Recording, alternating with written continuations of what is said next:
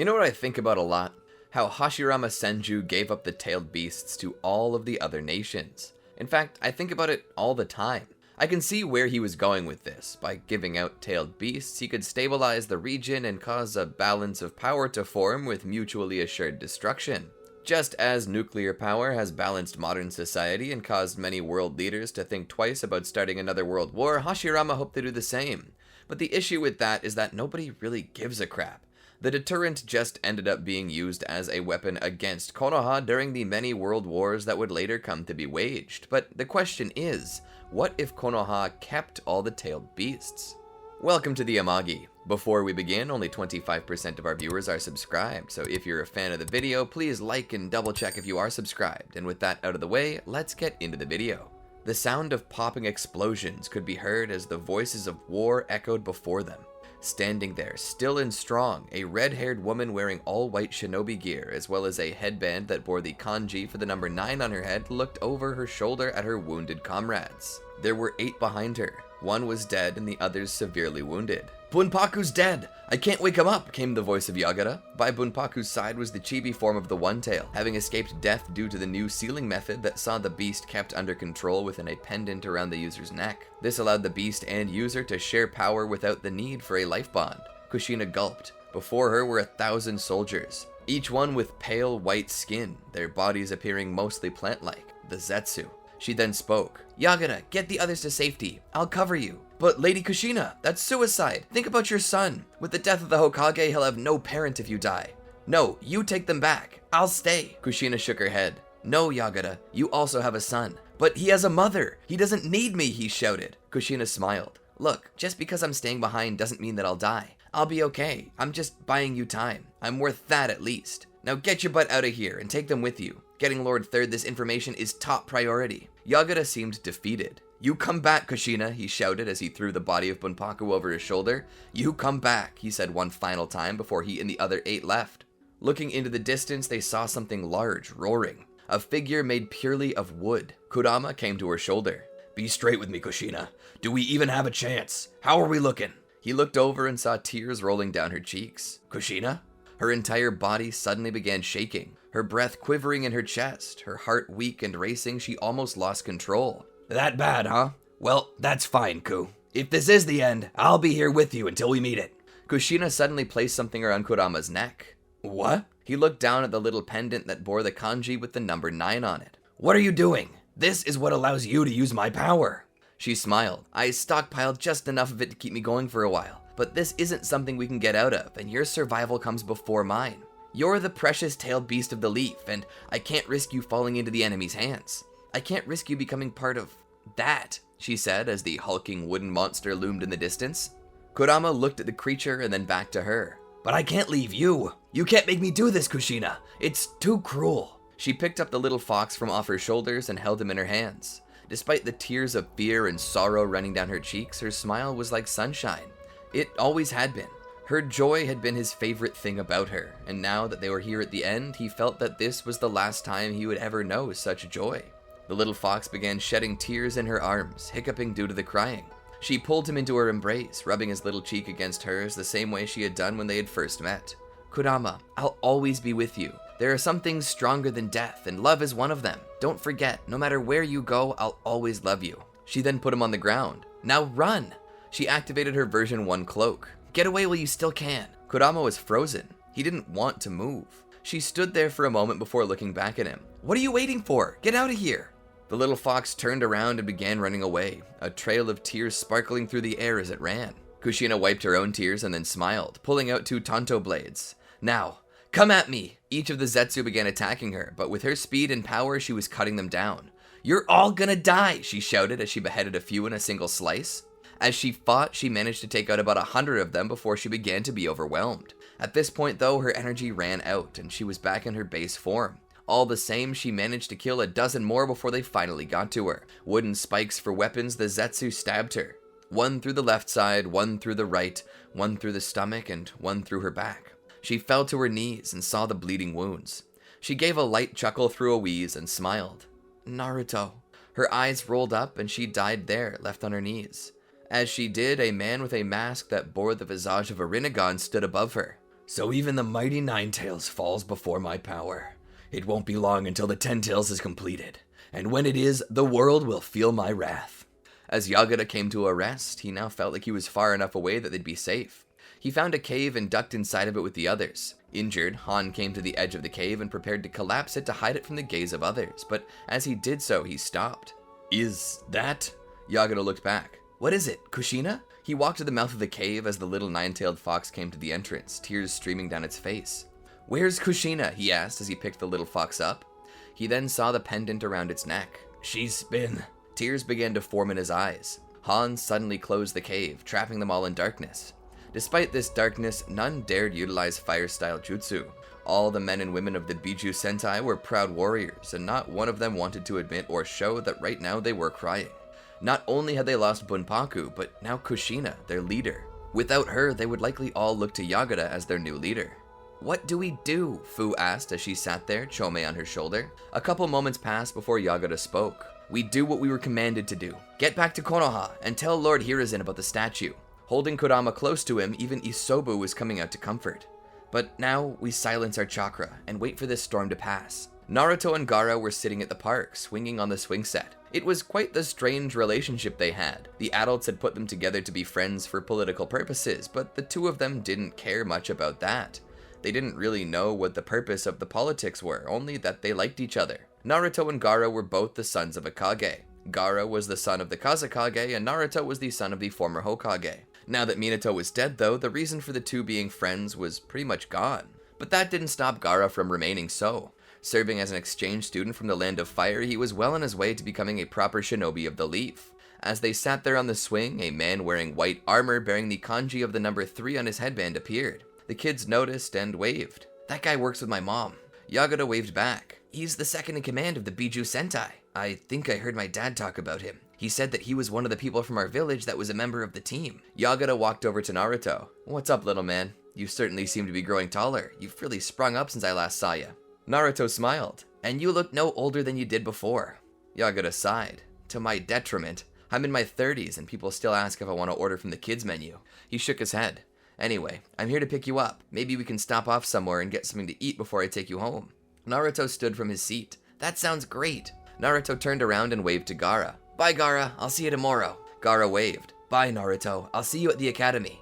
And so Naruto and Yagura both left the playground and began making their way back toward Naruto's home, stopping in at Ichiraku Ramen. Yagura would let Naruto order whatever he wanted to eat regardless of the price. Yagura himself would get something to eat as well, but all in all, he didn't have much of it. He just sort of sat there, propped up on his elbow, smiling, watching Naruto eat.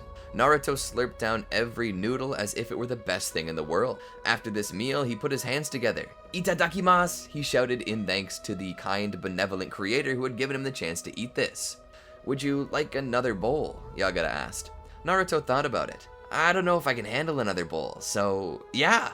Yagura smiled. He tapped the table to get Teuchi's attention. He would hold up one finger and mouth the word one before then pointing to Naruto. Teuchi would smile and then pour a second bowl, complete with all the fixings. He would then come around the corner and deliver it to Naruto before also pouring him some more tea from a fresh pot. Naruto ate until his stomach was barely able to handle any more. Leaning back with a sigh, he smiled. That was the best. Yagura smiled. I'm glad you liked it. He would then pull out his wallet and pay for the meal, throwing some cash out on the table, enough to cover the 2 bowls Naruto ate and the one Yagura didn't. He would walk out with Naruto into the cool of the evening. Now, what say we get you home? Naruto smiled. Let's go. The two would then walk back to his home together. Naruto would unlock the door and invite Yagura in. Yagura would follow him in and stand there in the dark until Naruto turned on the lights. He would find a place to sit. As he did so, thoughts raced through his head. How can I tell this boy that his mother is dead? Naruto was so happy. He'd been through so much recently. With the untimely death of his father during the Third Shinobi World War, he had only just recovered and found happiness again. Yagura had recalled hearing Kushina say that she was considering giving up her position in the Biju Sentai to become a full-time mother. This mission she was on was planned to be her last, and now she was never coming home. Looking forward, Yagura noticed a calendar on the refrigerator that showed a bunch of days marked off with the day of Kushina's retirement circled, and that day was tomorrow. He almost fell to tears right then and there, but he held it together. So, how's the mission going? Naruto asked as he came into the room. The mission ended. It might become something bigger though, so there's no telling. Oh no, I certainly hope Mom doesn't have to stay longer to help. Yagura looked away from Naruto and took a deep breath to try and stabilize his emotions. What's wrong, Mr. Yagura? Naruto asked. Yagura turned back to him. Naruto, why don't you come take a seat beside me? Naruto walked over and sat next to him. What is it? Yagura didn't even know how to start. The mission we were on was very super important, and it was highly dangerous. Naruto nodded. Most of the Biju Sentai missions are. They're missions that only the Sentai can handle. Yagura nodded. Yeah, well, this mission was extraordinarily dangerous this time around, and Bunpaku didn't make it. Naruto covered his mouth. Oh no, Mr. Bunpaku was such a kind man. He always made sure to get me a present for my birthday. He was one of the closest things I had to a grandfather. Yagura nodded. In the course of the mission, we were all wounded. We were all gonna die with Bunpaku. I thought it was the end, but your mom she was so brave. Naruto seemed as if he hadn't completely caught on yet, but his face told Yagura that deep down he knew that something wasn't right. Yagura pulled out a pendant from his pocket and he wrapped it around Naruto's neck. Naruto looked down at the pendant and saw the number printed within. He looked up at him as he seemed to begin to understand, his eyes starting to form tears. Yagura was trying and failing to keep it together. I wanted to stay behind instead. I tried to even, but your mom was an extraordinary person. I can never fill her spot. Naruto stood from the couch and took a couple steps back. Yagura sat there and watched. Are you okay? He asked. Naruto rushed to his bedroom and shut the door. Yagura went to knock on the door. Naruto, get out! He heard a voice shout from inside. He pulled back. To be frank, this was already harder than he wanted it to be, but Naruto's reaction only made it worse. Yagura decided to oblige him. He walked out of the apartment. Naruto, on the other hand, would remain in his room, crying. On his bed, under the covers, he wept. That was until he was scared out of his bed when something appeared in front of his face. As he hit the ground with a thud, he sat up. What are you? The beast sat there on his bed. A fox? He drew a little closer. I'm Kurama, the Ninetails. I'm the fox that aided your mother on missions. Naruto looked at the chakra beast as he crawled back into the bed. The shock had only slowed the flow of tears for a moment. They began to return. Were you there when my mom got... Kurama shook his head. Tears began to form in his eyes as well. I wanted to be. I said I would be, but she made it clear that she wasn't going to walk out of there alive, and she didn't want me being killed, or worse, taken and used against the village. She made me flee, duty-bound. Naruto sat there on the bed. Why did she have to die? Because she wanted to protect the village from the monsters that were going to attack it. She wanted to protect you, and she wanted to protect her friends, and she wanted to protect me. Naruto continued to cry. She was gonna retire tomorrow. She was gonna be able to be my mom 24/7. Kurama crawled up to Naruto and rubbed against him, displaying affection, trying to help calm the boy down. Naruto lifted Kurama up into his arms and held him. He would pull the covers up over his head and just hide under the sheets there, letting their hearts spill out all the overflowing pain that they felt might never go away. I'd only just gotten over losing my papa. I don't know if I could survive another pain like this. The day after, Yagura would go to the Hokage's office to meet with Hiruzen to discuss the possible replacements for Kushina. As he entered the room, however, the doors were closed behind him by a pair of Anbu agents. Yagura saw this and grew nervous. He sat down by the Hokage's desk. What's this about, Lord Third? Hiruzen looked up. Kurama was taken from the Biju pen last night, and the only one whose access card was scanned was yours. He hasn't been returned, so tell me, did you do it? Yagura looked out the window for a second and took a deep breath. Looking back to Hiruzen, he nodded. I did. And where is the beast now? Hiruzen asked. With the one who deserves him the most, Naruto. Hiruzen would place his head in his hands and begin to massage his face in frustration. You know we're going to need that beast back, right? And it's going to be murder taking it from Naruto. Naruto's going to hold on to it with all of his strength. Yes, I know, Yagura said. Then why did you give it to him? We're looking for the replacements for Bunpaku and Kushina. We're going to need to replace them, and that means we need the Biju for the new recruits. With all due respect, Lord Hiruzen, I stand by what I did. Hiruzen looked through his fingers. That's all well and good, sentimentality and all that, but it doesn't solve the issue at hand. We still need that beast. Wars were fought over it. We can't just give it up to be a child's pet. If he's that lonely, I'll buy him a turtle. Yagura seemed upset. That's a little uncalled for, Lord Hiruzen. Don't make his pain sound any less than it actually is. Hiruzen sat back in his chair. You're right. I'm sorry. Hiruzen turned his gaze out to the village. He stood and walked over to the window. I'm just so frustrated. When I look out this window, I see not just a beautiful piece of art, scenery beyond your wildest imagination. I see the responsibility that we bear upon our shoulders. On yours, on mine, those people out there depend on us, and it's not always easy to do what's needed. Kushina knew that going into this mission. I told her she could have just retired anyway, but she took the mission. She understood more than all of us what it takes to protect this village. But now that she's gone, we're in a tough position. Bunpaku's replacement was turned over to Suna to decide for us, and we're still looking for the proper replacement for Kushina. And now with this Ten Tails thing you've discovered, it just all feels like too much. Hiruzen returned to his desk. I understand Naruto's pain, and I understand your sentimentality. I truly wish I was in the position to entertain such things myself, but I don't have the time or ability to. Yagura looked down. Lord Third, allow me to train Naruto. Hiruzen raised an eyebrow. Train Naruto? You mean to be a member of the Biju Sentai? Yagura nodded. Hiruzen shook his head. No, I can't permit it. He's not even a fully fledged shinobi yet. He's still in the academy. I understand that, Lord Hiruzen, but he could be more. He has the potential. He has the heart, the determination. Surely you know this.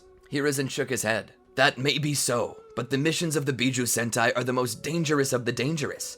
I can't in good conscience put a child out on the battlefield, not one as unprepared as Naruto. Yagura sat forward. Lord Third, that Biju is his birthright. He's the child of Kushina Uzumaki, the leader of the Biju Sentai, and he's also the son of the late great 4th Hokage. If anyone is worthy of this beast, it's him. He has the potential. I will train him personally, and if you can't do this, then I'm going to resign. Hiruzen was shocked. Resign? Now? Yagura nodded. Naruto joins us, or I resign.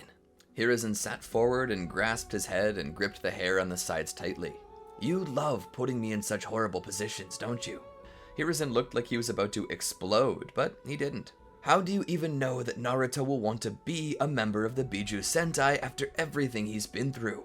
Think about him. Wouldn't this be cruel to him? Yagura shook his head. He has no family anymore. The Biju Sentai saw Kushina like a sister. We want to serve her child as if he were our little brother. Hiruzen sighed as he sat back. Fine. Get his approval and I'll approve it myself. Yagura took Hiruzen's hand and shook it. Thank you, Lord Hiruzen. I promise you won't regret it. Hiruzen shook his head. Don't promise me, Yagura. I don't like being lied to. Then it's a good thing I made that promise, Lord Third, because you won't be. See that I'm not, Hiruzen said. You're free to leave. I'm expecting a telegram from Suna in regards to their choice to replace Bunpaku. Yagura would then leave the room. The first thing he did was go straight to Naruto's house. Naruto had fallen asleep some point during the night with Kurama by his side. The two were startled awake when Yagura knocked at the door. Naruto crawled out of bed with Kurama perching on his shoulder.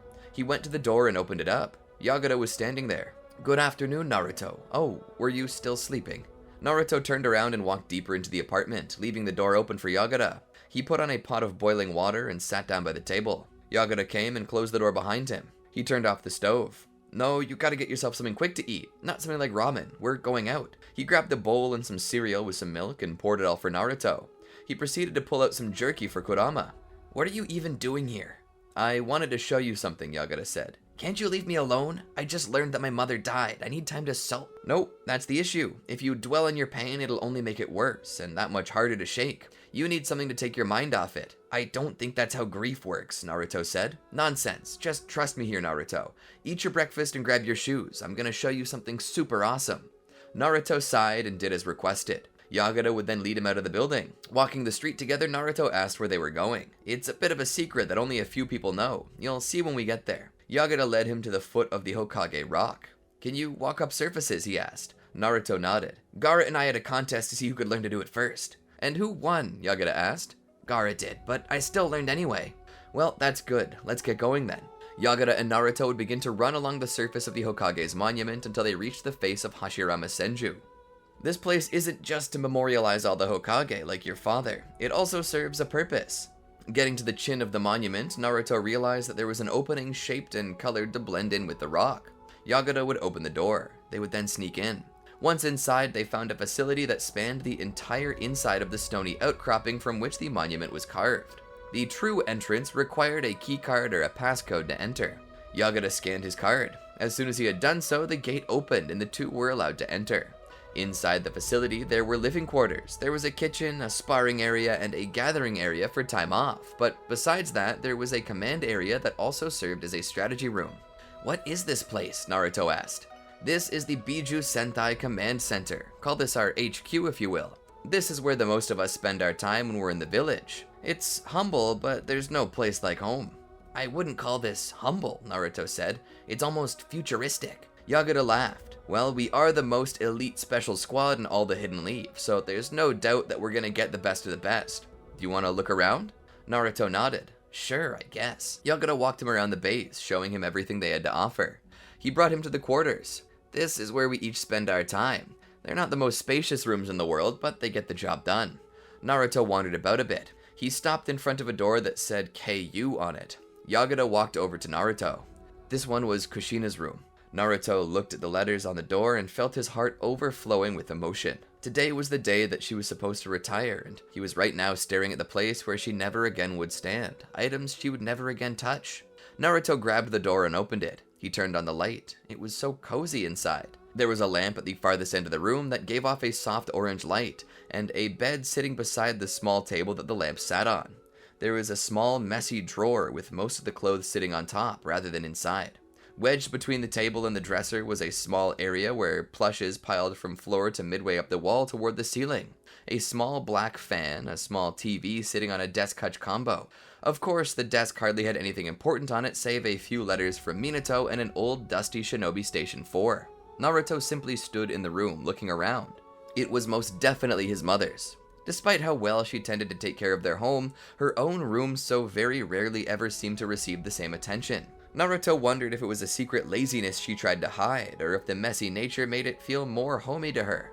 Perhaps it was a mixture of both. This was something that he had always had himself, something he inherited from her. As he looked around, Yagura looked at Naruto. "You're free to take anything you want. This was your mother's room, and now everything in it's yours." Naruto looked down. "I'll pack it up eventually." Yagura put his hand on Naruto's shoulder. "Come on, I want to show you something." Yagura led Naruto out of the room and into the main living area.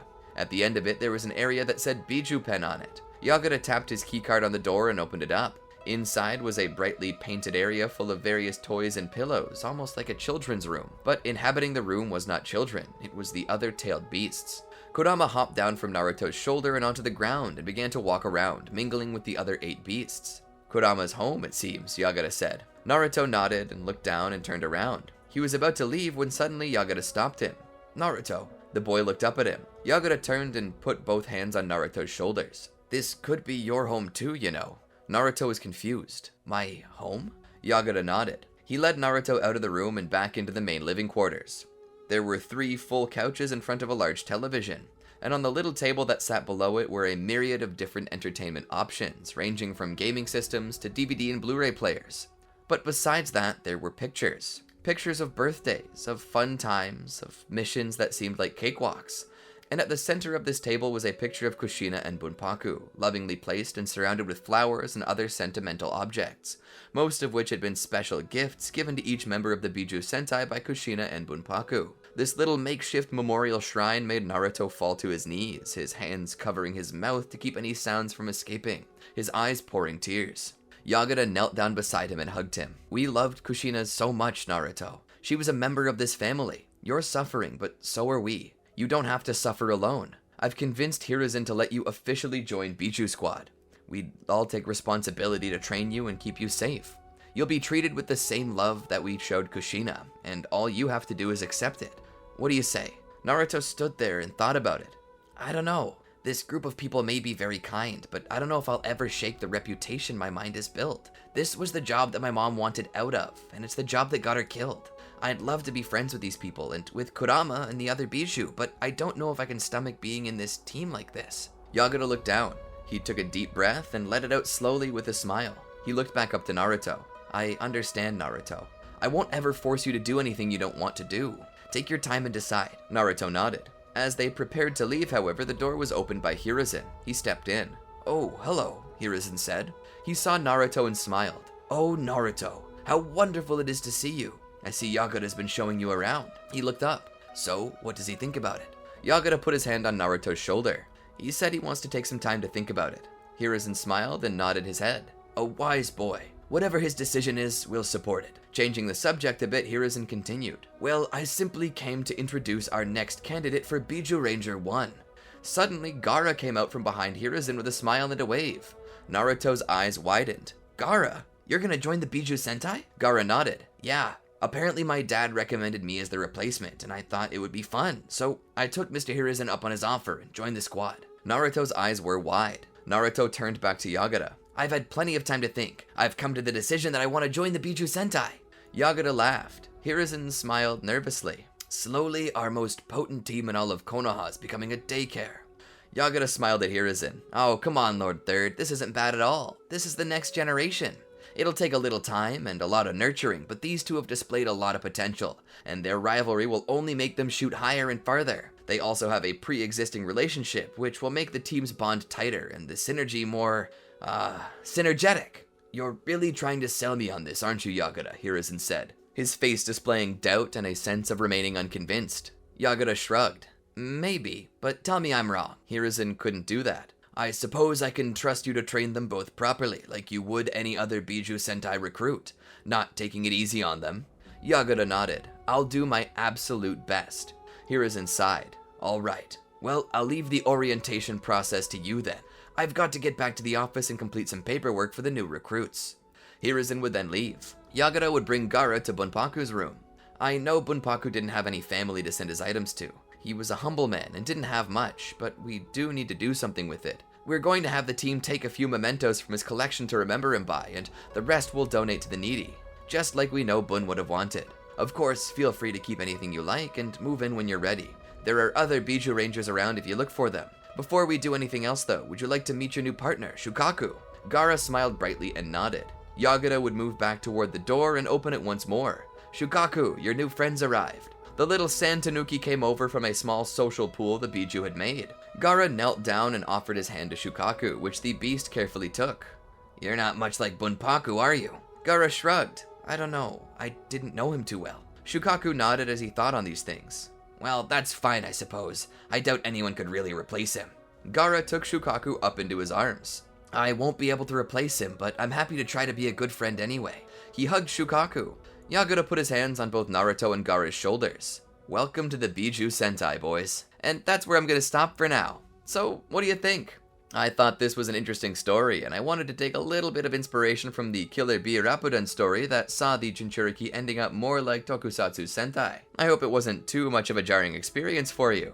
I'll likely take some Sentai tropes moving forward, but I want to keep it in the spirit of Naruto. Let me know what you think about this direction down in the comments, and don't forget to like, subscribe, and ring the bell to be notified when we release more content like this.